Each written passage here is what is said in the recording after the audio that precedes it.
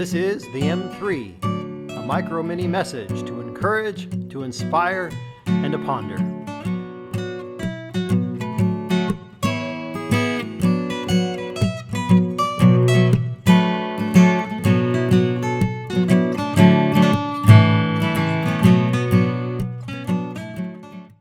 Hey, I hope you're having a great week. Thanks for watching and listening to the M3, and hope you're enjoying the last few weeks of summer, that is the last half of summer, I should say, that is on us right now.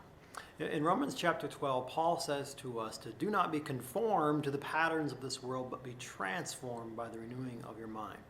You know, to be conformed is this idea of being pressed into mold and being shaped by the world around us. And that is a real challenge for us as followers of God, that we don't like being ones who stand out. We don't like being unique or different than the society around us. And so we're often tempted to be conformed to the world around us.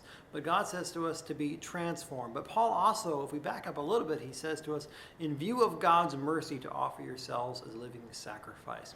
And that's where the place I want to focus on is that phrase, in view of God's mercy.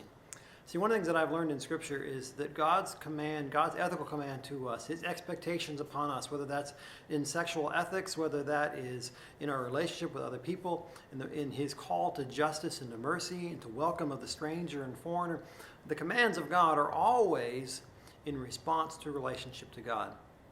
When we read through even the book of Leviticus, which is this book filled with sacrifices and rules and regulations that can be really kind of odd for us, we get struck by a phrase that occurs over and over in that book, at least 49 times, and that is the phrase, I am the Lord, or I am the Lord your God, or I am the Lord who brought you out of Egypt. You see, God's ethical command to His people, God's command and call to holiness for His people is a response to what God has already done because of His great mercy, because of God bringing them out of Egypt, because of God's choosing them as a people, because of God's great love poured in, because of His forgiveness to us. Therefore, He gives us commands.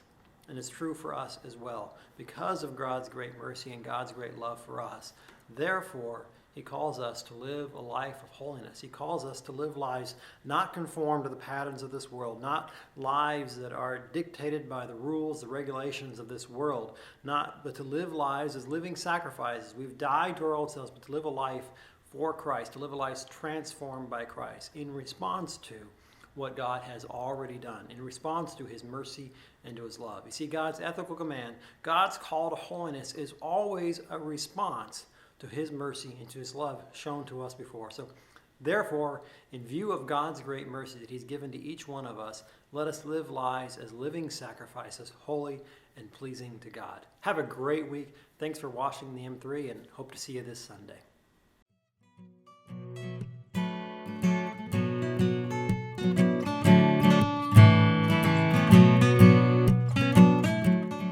Thank you for listening to this week's M3. If you've enjoyed this podcast, please subscribe on your favorite podcast player. You might also enjoy our blog, The Milk Can, online at jumpingjersey.org. Have a great week.